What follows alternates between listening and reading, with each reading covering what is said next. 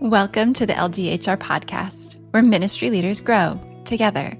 In this series, Across the Ages, we are taking a deeper look at the staff life cycle, how people across generations perceive it, and the expectations they have for the 6 phases: recruitment, application, onboarding, development, retention, and separation. Diving into each aspect, we hope to uncover what each generation craves to be truly known, needed, and have a future within the organization. We have 4 amazing panelists from 4 different generations to help us identify general principles while providing practical steps that those in LDHR can implement immediately in their various contexts. In this last episode, we'll explore the development, retention, and separation aspects of a staff member's journey. We're so glad you're here.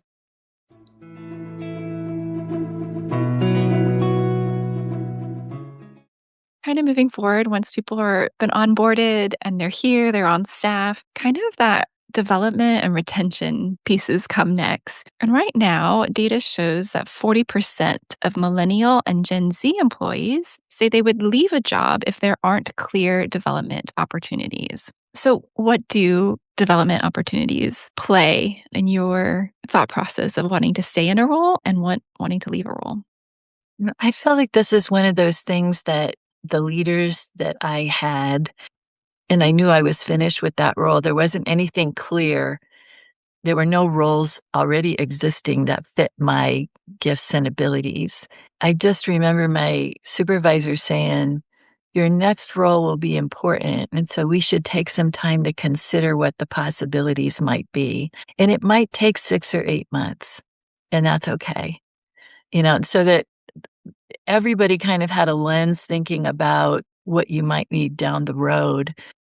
To me, that affirmation, the development of potential, totally relates to being seen and known. And then for me, if it had some challenge to it, it would be particularly attractive. I like a good challenge. It sounds like they were giving you those key development assignments, KDAs. I'm not kidding. Yeah, all along the way. I think with Gen Z's, the hardest job is to put them in one place for a long time. They are distracted a lot, like a kind of generation where there is no stability. So even with working with organizations, staying them long term, I think it's like the shepherd needs to be creative to give tasks for the sheep. Hey, do this, something new tasks. Otherwise, if the job is routine, they feel, okay, I'm doing this for 5 years, I need to change. So because the world is influencing the Gen Zs in that way, very unstable generation. So to keep them long term, I think instead of driving them or instructing them, maybe shepherding should be creative in upcoming future. And I think as well, even considering whether somebody should be doing your job. I remember I was enjoying leading a team in the north of England, and there was clearly somebody on the team who, unless they did my job, I think they would have left. And so just because they had great leadership potential and they went on to some senior leadership in the organization. So I could have stifled that by not moving on. And we moved to London at that point so that we gave space for someone to take that leadership role on. And so I think even asking that question, who should be doing my job? Do I need to be this person right now? We love to talk about succession. We need to be planning succession, but there is that, let me not stifle somebody else's development. When could they start leading and sort of doing a good job of handing that over, discipling them into the role as soon as we can. I love that. I think current leaders could also look at parts of their role that they can give away, and it creates more space for the leader to maybe look at another aspect of movement building that might need to happen. But I love that you were generous that way, Jeff. Continued development, really important. People want to learn, and there's so many opportunities out there. I think I've seen a lot of people turn outward from the organization for those opportunities, which is not bad, but sometimes it can be. But it's a tricky thing because we have all these wonderful tools and development that we aren't using to their full potential. And so we want to create more and more, and we're not sticking kind of to the what is really good and central and would we be great to perfect. Sometimes we need a reminder of what we already have to not try and reinvent. It sounds like that an interesting tension that I'm hearing pull out between some of the generations of like everyone kind of wants to grow and have new experiences, but like, yeah, where are those coming from? Are they clearly laid out for you, like kind of being told of like, okay, this is your next step, this is what you need to do? Or yeah, are we pouring into some of these programs, these tools that we have? Or yeah, being that creative shepherd of like, let's do something here, do something here. And so sounds like we all kind of want those development opportunities, but they kind of come in your unique package of what people are looking for. So what role do you guys think recognition, maybe flexibility and culture play in this retention conversation? I think Jeff was talking about it before, just kind of that idea of feeling known and needed, feeling like my work matters and is meaningful. I'm not sure there's a person that exists that wouldn't like to hear that. Well, somebody said to me recently, it's like a younger staff said, they love the long service awards part of our staff conferences. They love seeing the people who've been around a while for decades and hearing their stories. But the fact the organization is recognizing, commending people on the long haul, not that it's dismissing people who come for a short time, but there's something deeply encouraging for people who are quite new to the organization to see that people wanted to stick around for that long. And the organization is saying, we recognize this, we think it's great. So you have that kind of culture. I think that's always been an important part of that culture, honoring those who've borne the heat of the day for years and years and have invested so much in building the movements here and around the world. There's a kind of recognition that is affirming work that you've done. And I love it when that you're able to do that in a good way. But there's also recognition of moments in your life that are important, that when leaders take note of it really matters. For me, my dad died in 1989. It was the week before a national leadership conference that I was required to go to. And, when I called and said what was happening, they all knew I was at home because I was given the flexibility to be there while my dad was dying. But instantly, relieved of the need to come.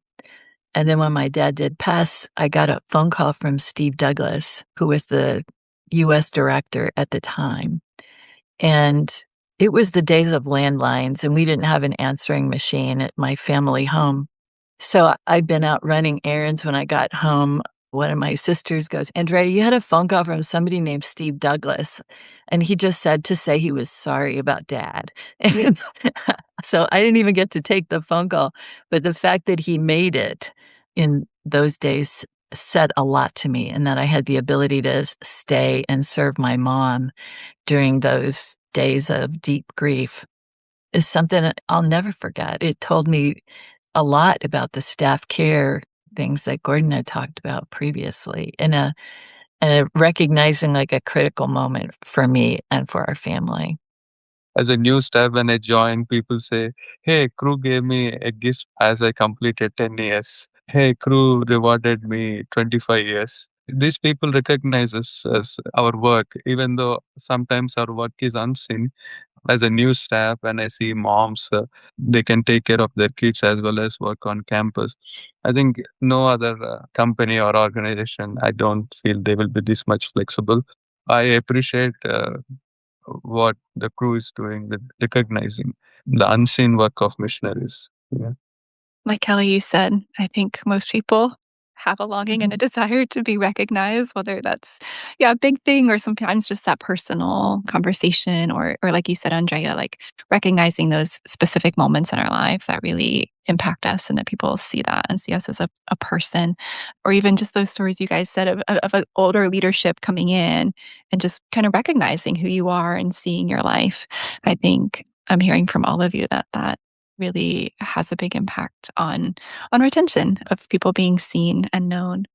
So we've talked a lot about what would make you want to stay. Is there anything that would make you want to leave your role?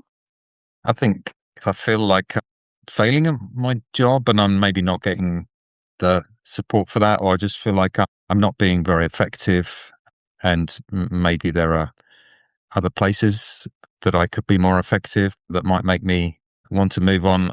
Well, I think the number one reason why people leave what they're doing is other people, isn't it? And I was just thinking maybe ungracious people exist everywhere, even within our own organization. But if there's such grace around you and people who just sort of pushing to follow Jesus and modeling their lives on him, it's the people that often keep you where you are.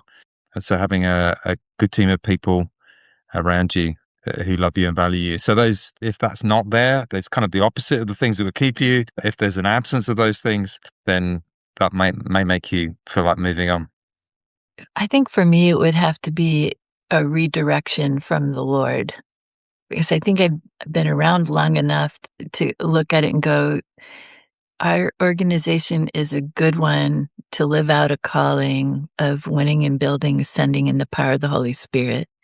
And the conditions around that, the Lord can often use for my sanctification in ways that maybe I don't even realize I need. But there's a lot of opportunity if I needed a different context, if I needed a different environment, a different team, a different location. I feel like the Lord would have to redirect me in some way to say, you know what, that was then, this is now, turn right and go toward the exit. Maybe I'm answering the flip side of it and sort of repeating, but I think especially in the work of human resources, you can have a lot of less glamorous part of your job, but I'm thinking of just gratitude or people recognizing, hey, that was hard and I appreciate you working on it. That can totally keep me going. And it was so worth it, whatever we had to go through. So yeah, I don't know what to call that other than it's a form of recognition or gratitude. But if I weren't hearing that, that would be really hard. You could talk about leading to burnout or why am I doing what I'm doing? But the Lord has been gracious and to me and hearing that, and I will keep on keeping on. Yeah. That support piece, right? Mm. You're in it together. That you know that people see what you do, but you're also supported through it.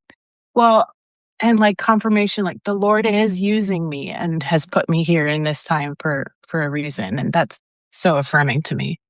Yeah. Thanks, Kelly. For me, when I'm joining, there is a person who is very scholarly guy who studied in a big seminary.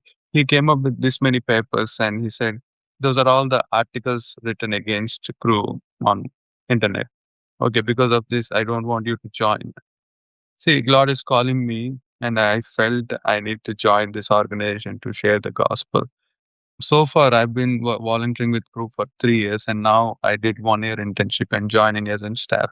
So far, crew never asked me to compromise with the gospel, and they never asked me to go to any particular church or only believe in this kind of theology.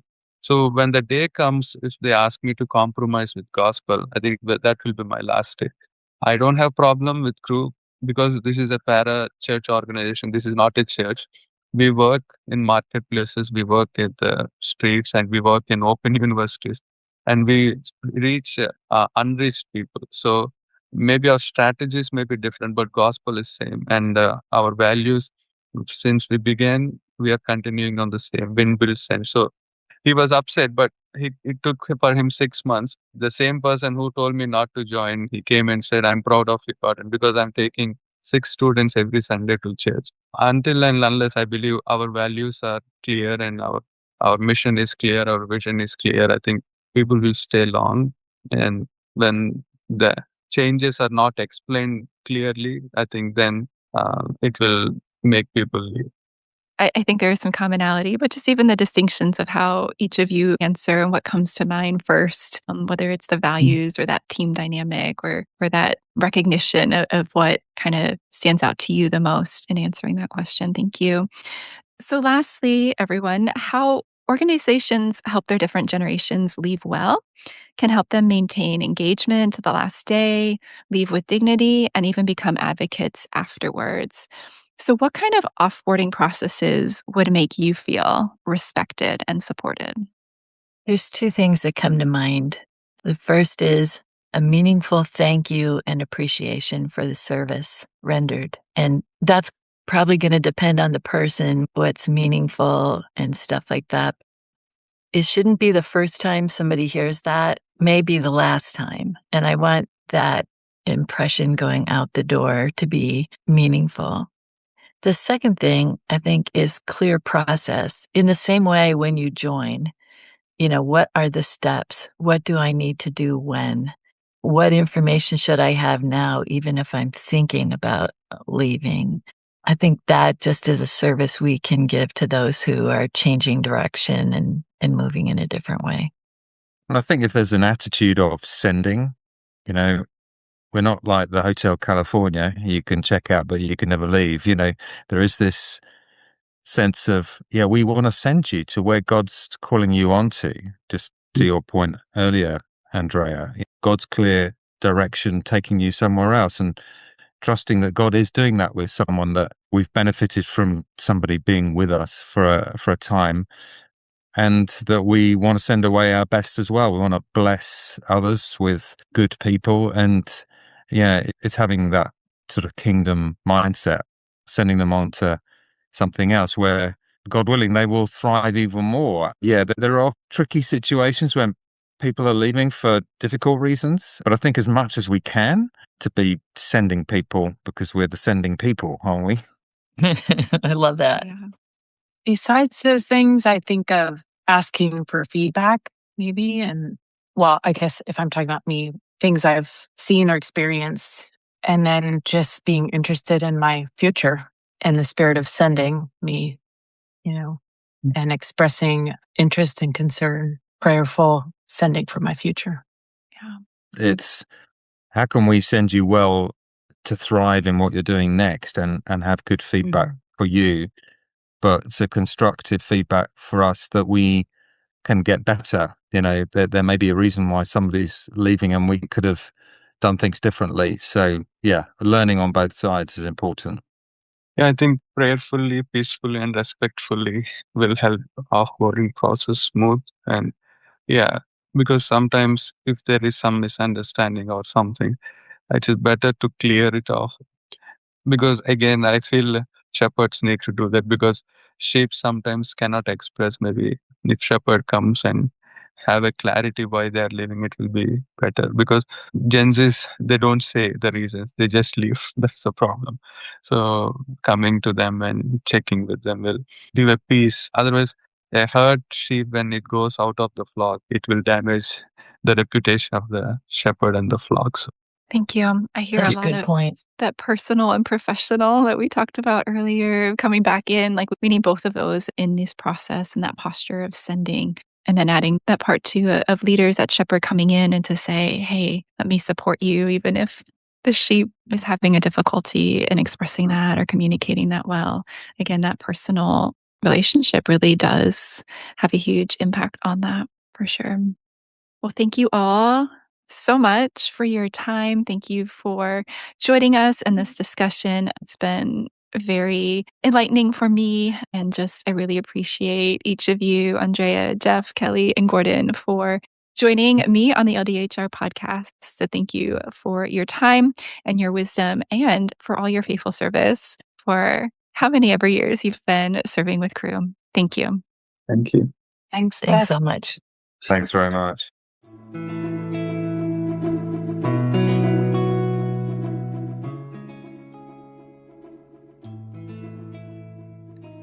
Thanks so much for joining us today. I hope this conversation gave you a few fresh ideas for how you can strengthen the staff life cycle stages in your own context. We'd also love to keep the conversation going. What topic would you like us to explore in a future Across the Ages episode? Send your thoughts to llama@cru.org. That's LLAMA@CRU.org. And don't forget to subscribe so you don't miss our next episode. We'll be diving back into our Growing on Purpose series with some great topics ahead. Thanks again for listening, and we'll see you next time.